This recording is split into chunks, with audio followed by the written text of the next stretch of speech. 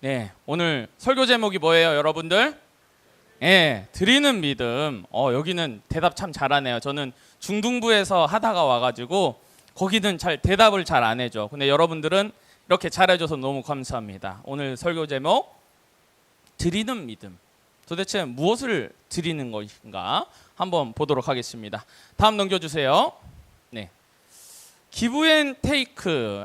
요새 참 글쎄요, 목사님은 흑산도 출신, 시골 출신이고 또 밑에 지방에서 많이 이제 사역을 해서 기브 앤 테이크 같은 이런 문화보다는 그냥 서로 정으로 그냥 주고받고 하는 그런 느낌인데, 약간 기브 앤 테이크 하면은 뭔가 드라이하고 좀 건조한 맛이 좀 있죠.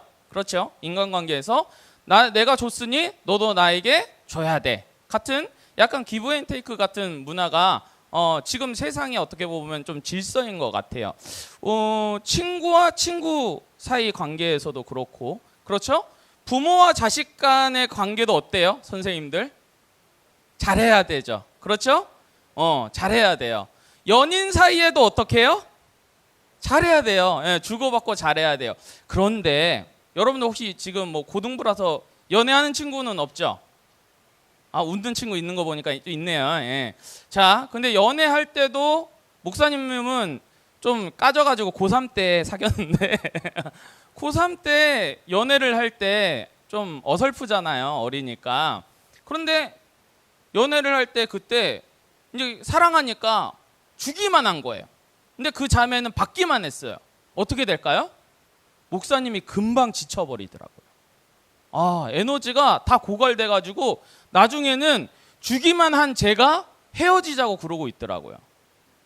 그래서 이거 서로 이게 잘 이렇게 해야지 그냥 하면 안 되는 것 같아요. 그런데 목사님이 대학교 때도 주기만 하고 막 이러서 주변 친구들이 목사님을 좀, 이런 표현 써도 되는지 모르겠는데, 공과에 있으니까 호구라 생각하는 거 아닌가 이런 생각이 들었어요. 제가 언제 깨달았냐면, 목사님이 대학교 때 열심히 밥도 사주고 잘 챙겨주는 내 친구들이 있었거든요. 군대 갔더니 연락 아무도 안 해. 그러니까 목사님 뭐예요? 아따, 호구 왔는가? 그 친구들이 나를 봤을 때 날 호구로 생각했던 거예요. 다음 한번 넘겨주세요. 여러분, 호구라는 단어, 예, 잘 나오나요? 예, 호랑이 입이라는 뜻이래요. 다음 넘겨주세요. 바둑에 주로 쓰는 이 단어죠. 이 세 개 돌 사이에 저기다가 만약에 흰 돌을 넣으면은 어떻게 돼요? 예, 바로 잡혀버리죠. 그러니까는 그 호랑이 입에다가 손 넣을 사람 있어요? 머리 이렇게 집어넣을 사람 있어요? 뭐 동남아 이런 데 공연 보면은 막 악어 입에다가 막 이렇게 집어넣더라고요.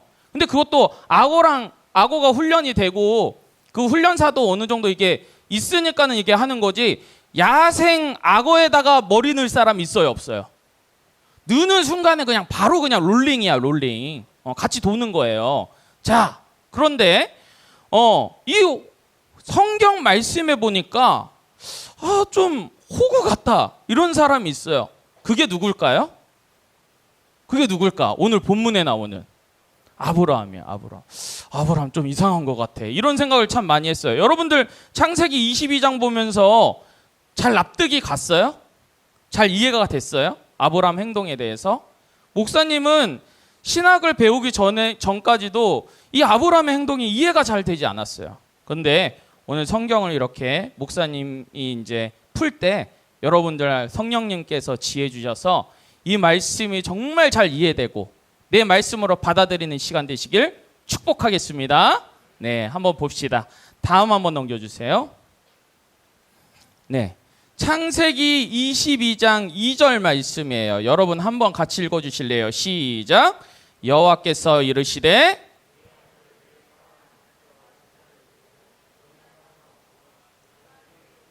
한 산 거기서 그를 번제로 드리라. 여러분, 하나님의 이 오더, 하나님의 이 명령 이해 가요? 너의 아들 이삭을 데리고 번제를 드리라. 다른 어떠한 양으로 서로 산비둘기로 하는 것이 아니고 너 아들 이삭을 데리고 해라.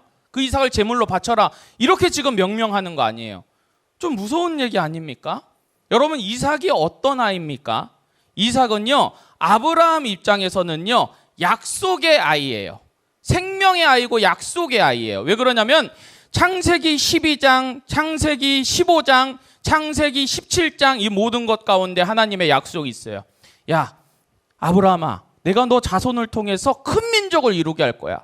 그러니까는 엘리에셀도 아니고 내 종 엘리에셀도 아니고 이 사라의 태가 아닌 다른 태에서 나온 이스마엘도 아니고 오직 사라의 태에서 나오는 그 아이를 통해서 큰 민족 이루게 할 거야. 계속 약속을 했어요. 그런데 여러분, 사라 몸이 임신할 수 있는 몸이었어요? 아니었어요?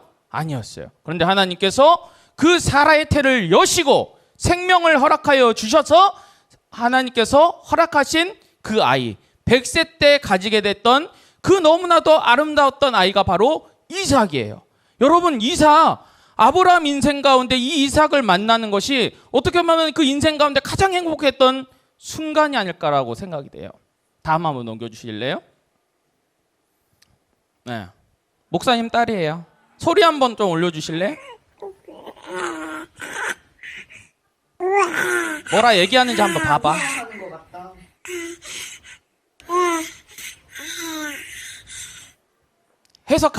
해석 가능하신 분 통역 좀 해주십시오. 예. 아빠 사랑해 뭐 이런 게 아닐까. 예. 팔불출인 저는 그렇게 생각하고 있습니다.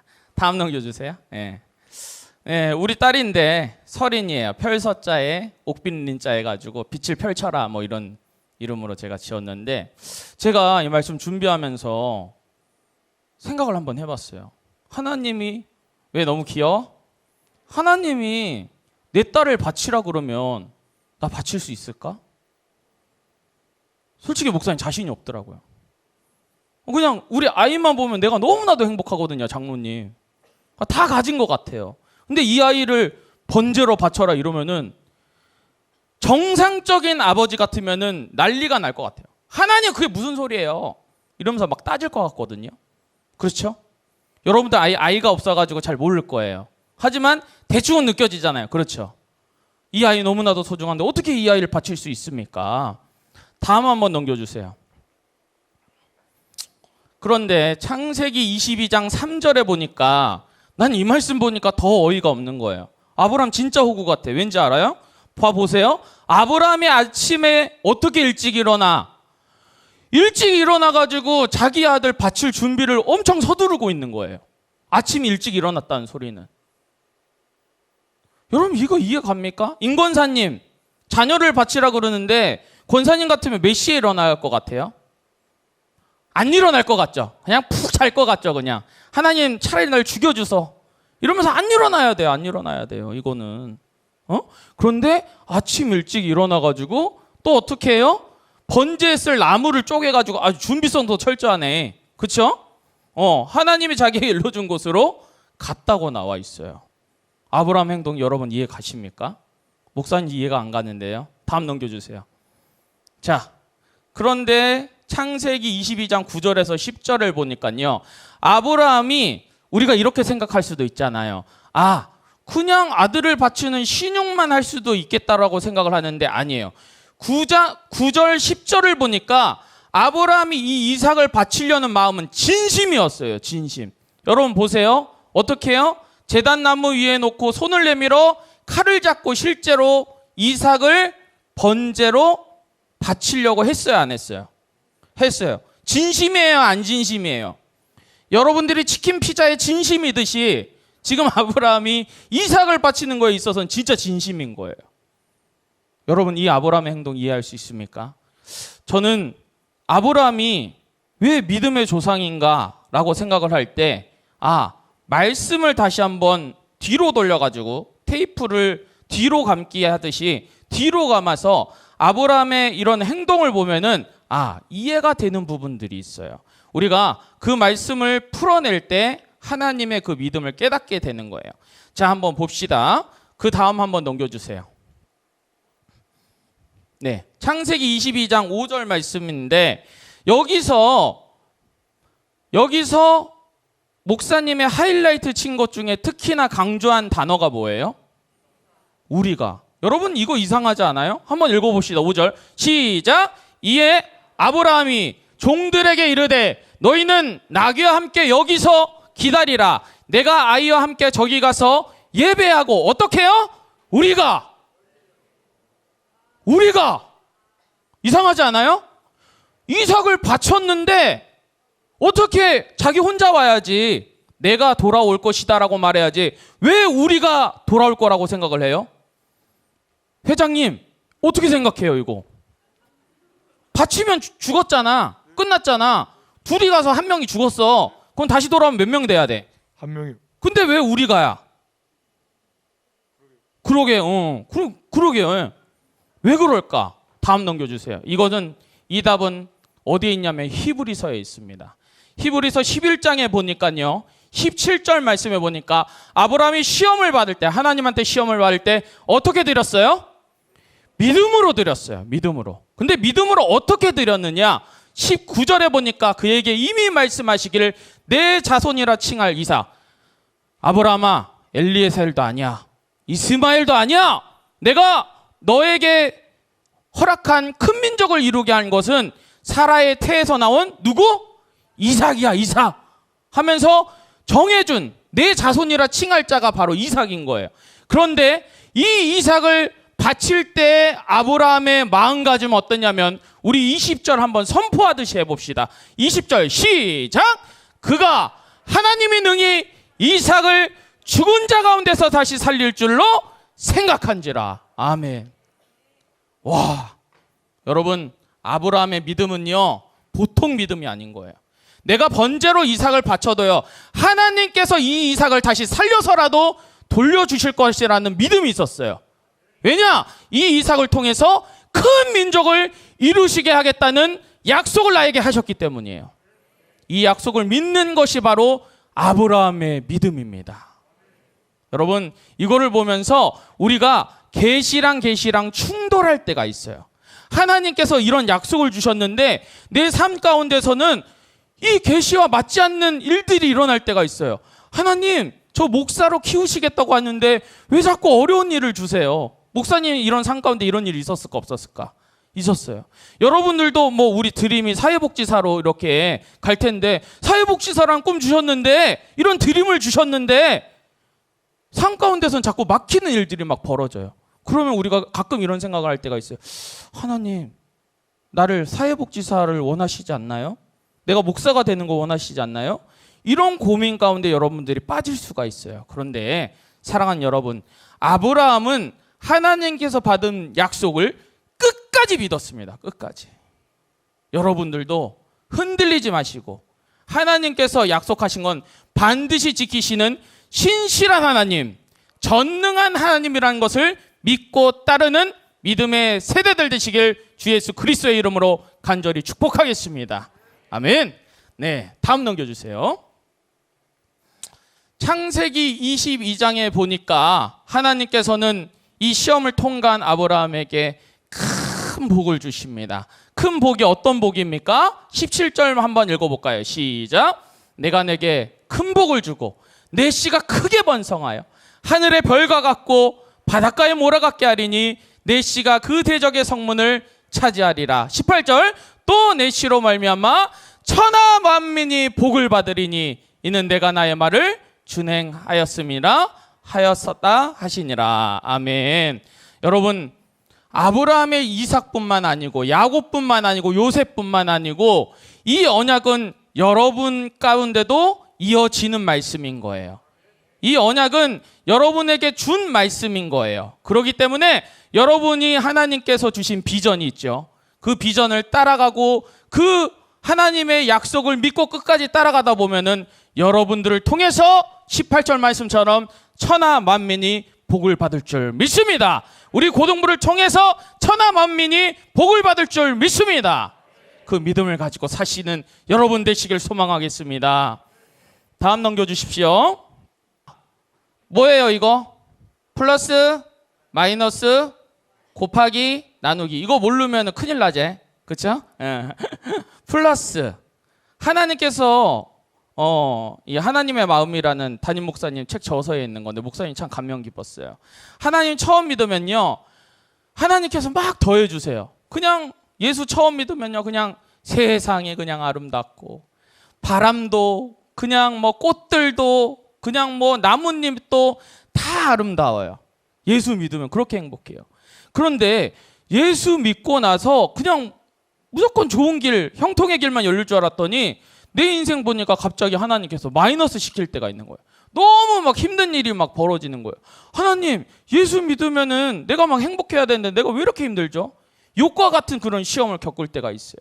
그런데 그 아브라함 같이 이렇게 시험을 통과하면요, 어떻게 돼요? 그 다음에 뭐예요?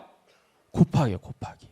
여러분, 하나님께서 은혜를 여러분 인생 가운데 곱해 주실 줄 믿습니다. 왜 곱해 주시냐? 이 크나큰 왜 복을 주시냐? 나 혼자 잘 먹고 잘 살으라고? 아니에요. 나누기가 뭐예요? 나눠주라고. 우리 옆에 친구들 한번 봅시다. 우리 옆에 친구들에게 내가 풍성해져서 나눠주라고요. 지우야, 너 한 달에 얼마 벌고 싶어? 나중에 어른 돼서? 2천만 원이요. 2천만 원? 그래. 2천만 원 벌으면 11조 얼마 뗄 거야? 저요? 200만 원이요. 200만 원. 거의 믿음이 없어. 지우야. 2천만 원 벌어갖고 200만 원만 될 거야? 그러면은 2억을 만약에 너가 벌어 너 한 달에 그럼 너 얼마 뗄래? 1억이요. 아멘. 박수 한번 쳐주십시다. 예. 그래요. 스케일 있게 가세요. 스케일 있게. 우리 하나님께서 왜 크나게 주십니까? 나눠주시라고요. 그냥 작게 나눠주지 말고요. 크게 나눠주세요. 목사님이 이렇게 교회 이렇게 사역을 이렇게 하다 보니까 성도님들 공통점이 있어요. 뭐냐면은 특징이 있는데 잘 나눠주시는 분들, 잘 섬기시는 분들, 전도 열심히 하는 분들, 사역 열심히 하는 분들 얼굴 한번 보세요. 어른들. 그 얼굴 천사의 얼굴과 같습니다. 그 마음 가운데는 그 얼굴 가운데는 기쁨이 있어요. 감사가 있어요. 그런데 나눠주지 못하고 자기가 콱 갖고 있는 사람은 어떻게 돼요? 얼굴에 어둠이 있어요. 예. 목사님이 지금 되게 기뻐 보여요? 슬퍼 보여요? 기뻐 보이죠? 왜 그럴까요? 나는 여러분들 이 말씀 준비하면서 여러분들에게 이 말씀 나눠주려고 나 저기서 빨리 뛰쳐나 올라오고 싶었어. 어제 토요일 날 왜 이렇게 시간 안 가노? 빨리 주일 돼야 되네. 나 빨리 올라가서 내 이 말씀 전하고 싶은데. 이 하나님의 약속의 말씀. 신실하신 하나님. 그리고 우리를 곱해 주시고 나눠 주시기 위해서 천하 만민 가운데 복을 주시는 하나님의 이 복음의 메시지를 전해 주시고 내가 여기서 막 빨리 뛰쳐 올라오고 싶었다니까. 사랑하는 여러분, 하나님께서 여러분을 비전 가운데 인생 가운데 곱해 주실 줄 믿습니다. 더해 주실 줄 믿습니다.